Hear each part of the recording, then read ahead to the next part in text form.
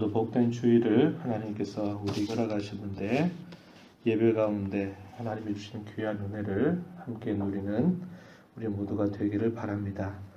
오늘 우리가 욥기서 17장 말씀을 함께 읽었습니다.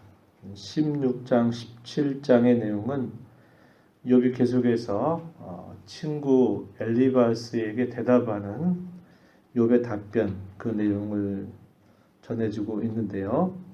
엘리바스는 욥에 대해서 여전히 처음에 욥에게 했던 말처럼 그 욥이 고난과 징계와 아픔을 당하는 것은 그의 범죄에 대한 하나님의 징계다, 하나님의 심판이다 라고 말하면서 거듭 그에게 회개를 촉구하는 그런 태도를 취하고 있고, 욥은 친구들과의 대화 속에서 내가 하나님 앞에 의로운 자는 아닐지라도, 내가 모든 면에서 흠이 없는 자는 아닐지라도 나는 결코 그 친구들, 너희들이 말하듯이 죄로 인해서 이런 고통과 이런 아픔을 당하는 일은 결코 아니다, 이렇게 욥은 이야기하게 됩니다.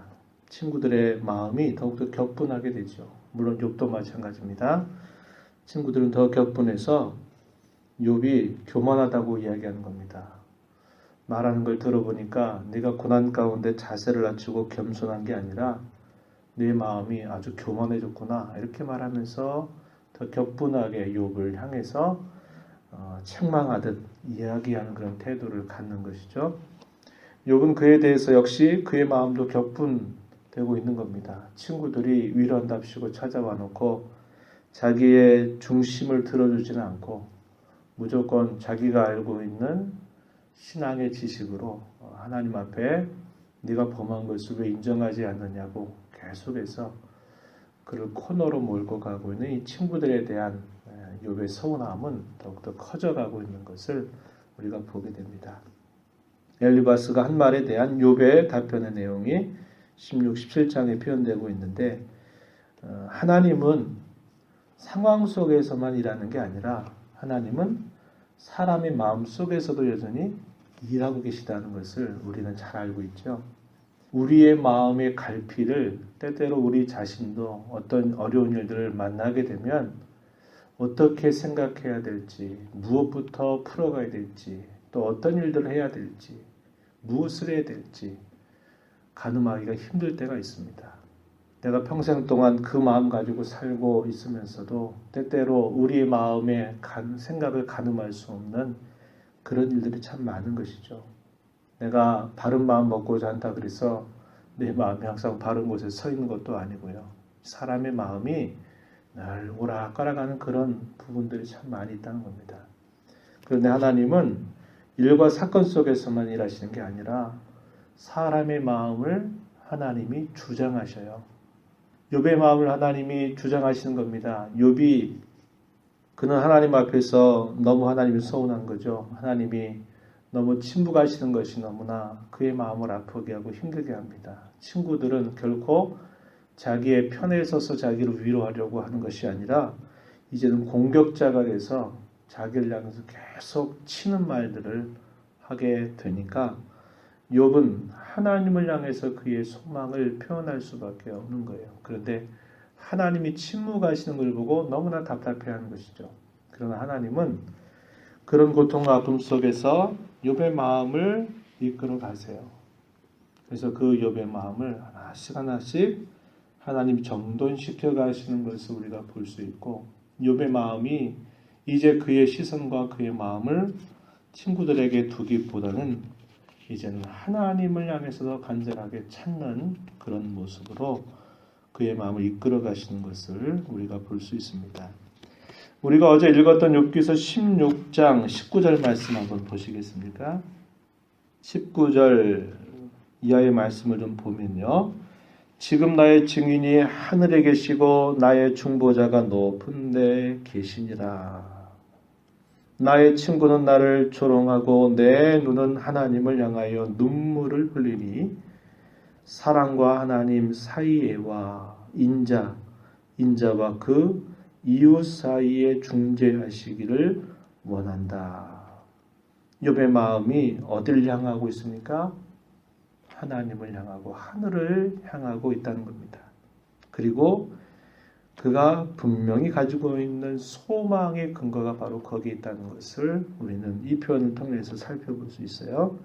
지금 나의 증인이란 말은 변호자, 나를 변호하실 수 있는 분, 그 변호자가 어디에 계시다고요? 하늘에 계시고, 나의 중보자, 나를 중재하실 수 있는 분이 높은 데 계시다. 바로 하나님을 두고 이렇게 표현한 것입니다. 우리가 기억하는 신약의 말씀을 따라 보면 우리의 변호자가 누구라고 그랬어요? 대언자라고도 변형이 되어 있죠. 요한 1서에 보면 예수 그리스도라고 이렇게 표현하고 있는 것입니다. 친구들은 자기를 조롱하니 그의 눈이 하나님을 향해서 눈물을 흘린다. 이렇게 표현합니다. 하나님을 간절하게 바라보고 찾게 되는 것을 표현한 말이죠. 사람과 하나님 사이의 인자와 그 이웃 사이에 중재하시기를 원한다. 욥이 이렇게 그의 마음을 간절하게 표현하고 있는 것을 보게 됩니다. 오늘 우리가 읽은 이 말씀 속에 욥은 이렇게 또 표현했어요. 3절 말씀에 보면 어조가 바뀌죠. 1절과 2절에서는 자기가 겪고 있는 그 고통과 비참한 처지가 무엇인가를 이야기하고 난 다음에 3절에서 어조가 바뀌어요. 기도하는 표현으로 바뀝니다.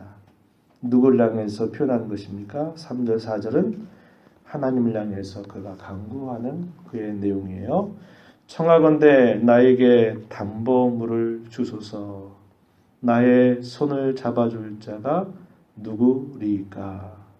주께서 그들의 마음을 가리어 깨닫지 못하게 하셨사오니 그들을 높이지 마소서. 그들이 누굴까요? 곁에 있는 친구들을 두고 이렇게 표현한 것입니다. 청하건대 나에게 담보물을 주소서. 보증해 주는 것, 보증을 말하는 겁니다. 보증하는 것을 자기에게 달라라고 하는 거죠. 그 담보물을 결국 어디에 표현하고 있는 겁니까?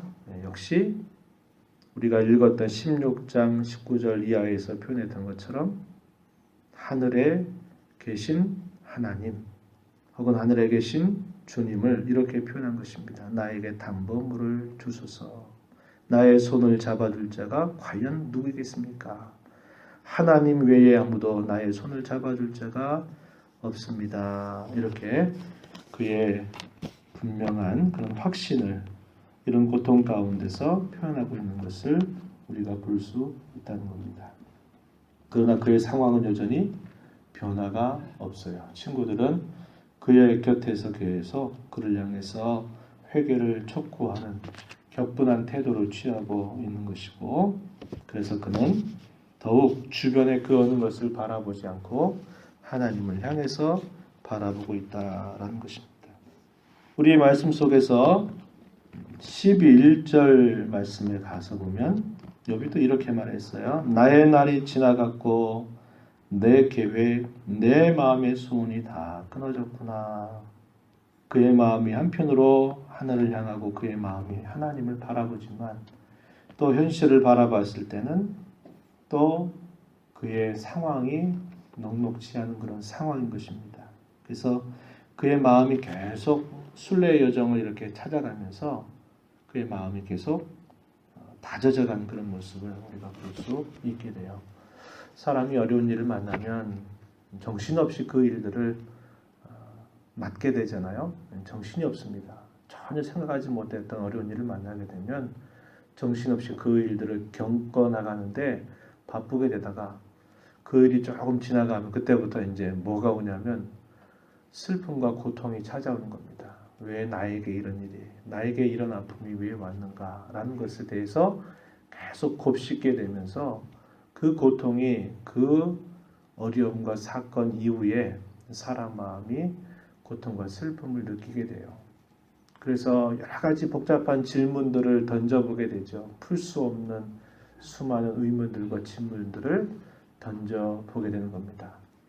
그런데 계속 그러다가 보면 어떻게 우리의 마음이 되게 움직여요? 조금씩 차분해지는 겁니다.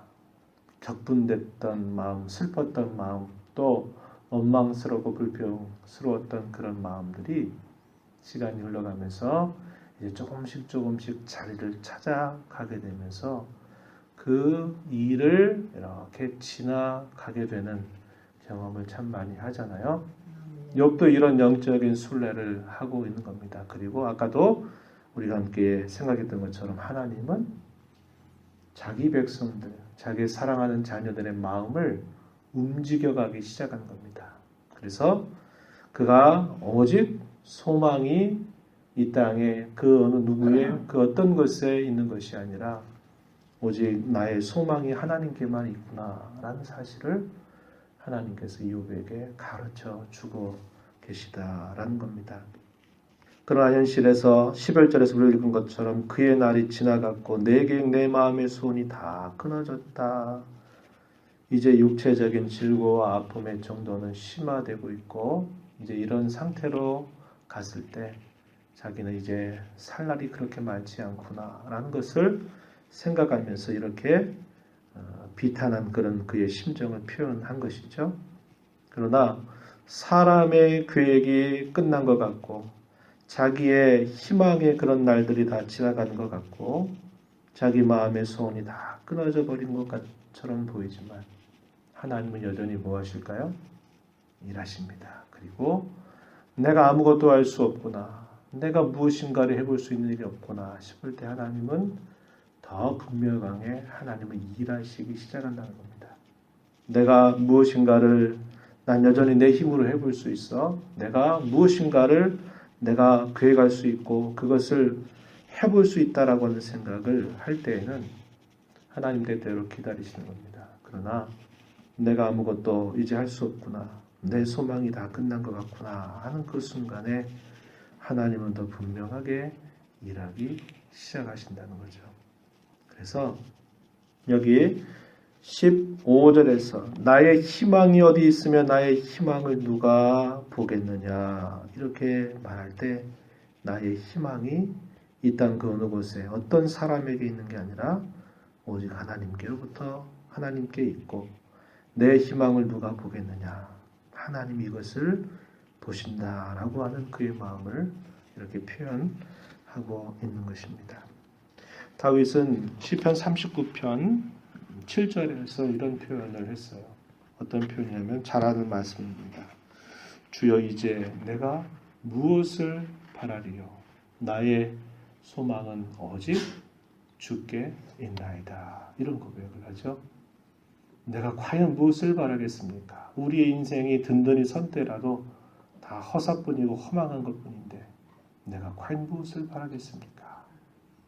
바로 그 자리에서 오직 나의 소망은 주님께 있습니다. 이렇게 고백하는 다윗의 모습을 우리가 볼 수 있어요.